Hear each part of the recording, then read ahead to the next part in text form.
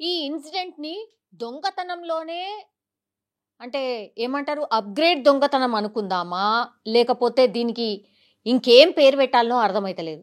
ఎందుకంటే ఎంత ఘోరమంటే medical college ఇది. కరీంనగర్ జిల్లాలో ఒక medical college and that two ఇది ఏంటంటే చల్మడ ఆనందరావు ఆస్పత్రి యాజ్ వెల్ యాజ్ ఇది మెడికల్ కాలేజ్ కూడా. ఇది మనకు తెలుసు మెడికల్ కాలేజెస్ అనుకోండి లేకపోతే ఈ హాస్పిటల్స్ అనుకోండి. మెడికల్ కాలేజెస్ ఎక్కడైతే ఉంటాయో అనుబంధంగా హాస్పిటల్స్ కూడా ఉంటూ ఉంటాయి. కరీంనగర్లో పెద్ద ఆసుపత్రి అనుకోవచ్చు బికాస్ శివారు ప్రాంతాల్లో ఉంటుంది. ఇది ఎక్కడ అంటే శివారు ప్రాంతం బొమ్మకల్ శివార్లో ఉంటుంది ఈ మెడికల్ కాలేజ్ కూడా.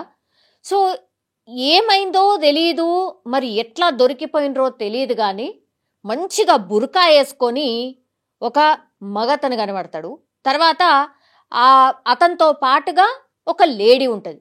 ఇద్దరు సహకారంతో మంచిగా ఈ మెడికల్ కాలేజీలో ఏవైతే వాష్రూమ్స్ ఉంటాయో ఆ వాష్రూమ్స్ దగ్గర పహారా గాస్తూ ఎవరైతే వాష్రూమ్ లోపలికి లేడీస్ వస్తారో, ఖచ్చితంగా లేడీస్ అనగానే మంచిగా బంగారం వేసుకొని ఉంటారు, ఎంతో కొంత దొరుకుతుంది అని స్కెచ్ చేసిండ్రు.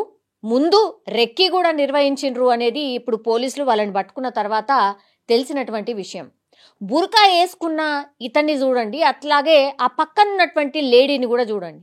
నిజంగా వాళ్ళు ఫస్ట్ టైం దొంగతనంకి వచ్చిర్రా అనిపిస్తుంది అసలు చూస్తే. అంటే అది తప్పే, ఫస్ట్ టైం దొంగతనమా సెకండ్ టైమా, దొంగతనం అంతే.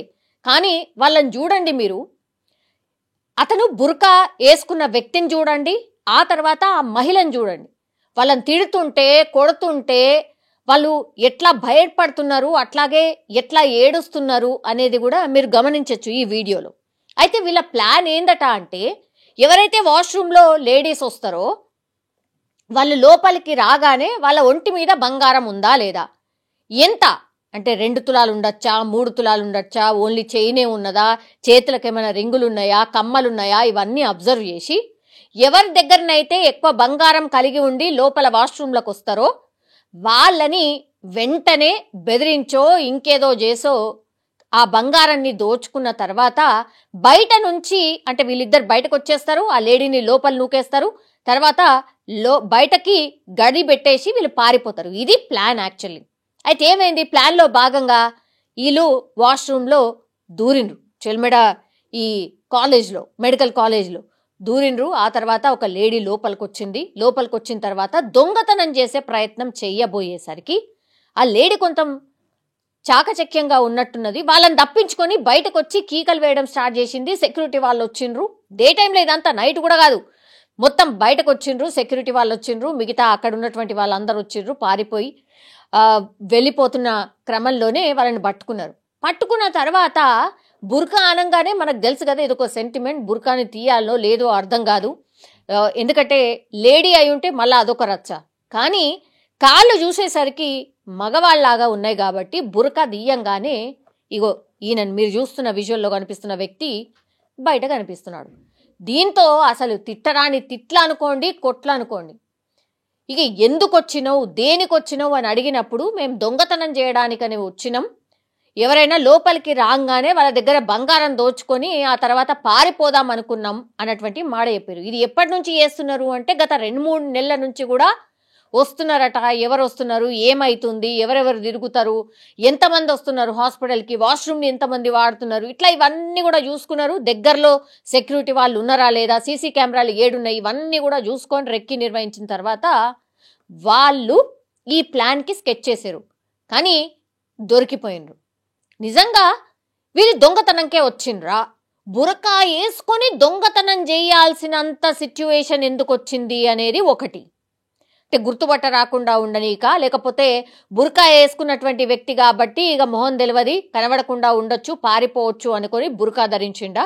ఇప్పుడు ఈ లేడీ ఎవరైతే కనిపిస్తున్నారో ఆ ఇద్దరిని ఎట్లా పట్టుకున్నారో తెలియదు. కానీ ఒకవేళ నిజంగానే ఆ బురకా వేసుకున్న వ్యక్తే ఒకవేళ అటెంప్ట్ చేసుంటే అసలు ఇంకో లేడీ ఉన్నదని తెలిసేది కూడా కాదు, వీళ్ళిద్దరు కలిసి వచ్చిండ్రు అనేది తెలిసేది కూడా కాదు.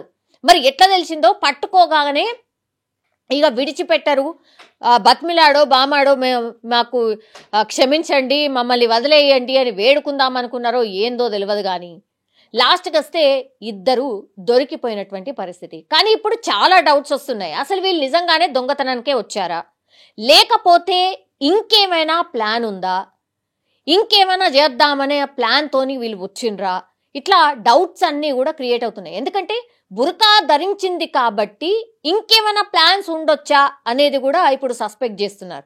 అట్లాగే వీళ్ళు ఎవరైతే సెక్యూరిటీ వాళ్ళు ఉంటారో వాళ్ళు జనరల్లీ పబ్లిక్ ని అబ్జర్వ్ చేస్తుంటారు కాబట్టి వాళ్ళు కూడా గత 2-3 నెలల నుంచి కూడా వీళ్ళు కనిపిస్తున్నారు, అప్పుడు ఇప్పుడు కనిపిస్తున్నారు.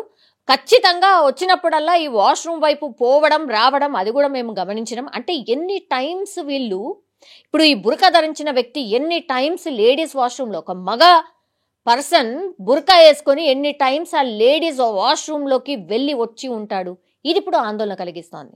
సో ఇప్పుడు ఏం చేయాలి మరి, దీనికి పరిష్కారం ఏంది అనేది కూడా కాలేజ్ యాజమాన్యం ఆలోచిస్తోంది. ఇంకోటి ఏంటంటే వీళ్ళ మీద ఉన్నటువంటి మెయిన్ కంప్లైంట్ ఏంటంటే ఇక్కడ చాలా రోజుల నుంచి కూడా ఈ అసాంఘిక కార్యకలాపాలు జరుగుతున్నాయి కొంత చుట్టుపక్కల. ఎందుకంటే శివారు ప్రాంతాల్లో ఉంది కాబట్టి అసాంఘిక కార్యకలాపాలు జరుగుతున్నాయి. దాని మీద పెద్దగా దృష్టి పెట్టట్లేదు ఈ హాస్పిటల్ యాజమాన్యం. అందుకే ఇది జరిగింది అనేది కూడా ఇంకో వర్షన్ వినిపిస్తోంది. అక్కడ వచ్చినటువంటి పేషెంట్స్ అనుకోండి, కాలేజ్లో చదివిన విద్యార్థులు అనుకోండి, ఈ ఇన్సిడెంట్ తెలిసిన తర్వాత భయాందోళనకు గురవుతున్నారు. ఎందుకంటే మరి వీళ్ళు 3-4 నెలల నుంచి రెక్కి నిర్వహిస్తున్నారు. ఒక మగ పిల్లగాడు పూర్తిగా బురకా ధరించి ఎన్ని టైమ్స్ వాష్రూమ్ లోకి, లేడీస్ వాష్రూమ్ లోకి వెళ్ళి వచ్చినా సరే మనం గమనించుకోలేదా, వెళ్ళి వచ్చినా సరే పట్టించుకోలేదా, ఇట్లయితే మరి ఇంకేమేమి జరుగుతున్నాయి అనేది కూడా ఆందోళన కలుగుతోంది. ఇంకోటి ఏంటంటే ఇప్పుడు కాలేజీలో చదువుతున్న పేరెంట్స్ ఎవరైతే ఆడపిల్లల పేరెంట్స్ ఉంటారో వాళ్ళు కొంత ఆందోళన చెందుతున్నారు. అట్లాగే కాలేజ్ యాజమాన్యంతో మాట్లాడే ప్రయత్నం కూడా చేస్తున్నారు. అట్లాగే పిల్లలకు సెక్యూరిటీ ఎట్లా అనేది కూడా అడుగుతున్నటువంటి పరిస్థితి కనిపిస్తోంది. నిజంగానే ఇది ఆందోళన కలిగిస్తున్నటువంటి విషయమే. బికాస్ ఒక మగపిల్లాడు పూర్తిగా బురకా ధరించి లోపలికి దొంగతనానికి వెళ్ళామని వాళ్ళు చెప్తున్నారు. కానీ అసలు రీజన్ ఏంటి అనేది కూడా కనుక్కోవాల్సిన అవసరం అయితే డెఫినెట్లీ కనిపిస్తోంది. ఒక్కసారిగా కరీంనగర్లో ఈ ఇన్సిడెంట్ జరగానే ఒక కలకలం అయితే క్రియేట్ అయింది. నిజంగా ప్రస్తుతం ఉన్నటువంటి సమాజం దేనికి ప్రయారిటీ ఇస్తుంది? ఆర్థిక సంబంధాల చుట్టూ మాత్రమే తిరుగుతుంది. మళ్ళీ ఎన్నికలంగానే చాలా విరక్తి కలుగుతాం. మంచి అనిపిస్తుంది కదా, లేడీస్ కూడా ఛాలెంజింగ్ జాబ్స్ చేసినప్పుడు చాలా బాగుంటది. ట్రాఫిక్ అసిస్టెంట్స్ గా నియమించిన ట్రాన్స్జెండర్స్ అందరితో సాల్యూట్ చేయించుకుంటున్నారు. ఫుడ్ డెలివరీ ఇవ్వటానికి వెళ్ళినటువంటి డెలివరీ బాయ్ అనిల్ పై కళ్ళ ముందు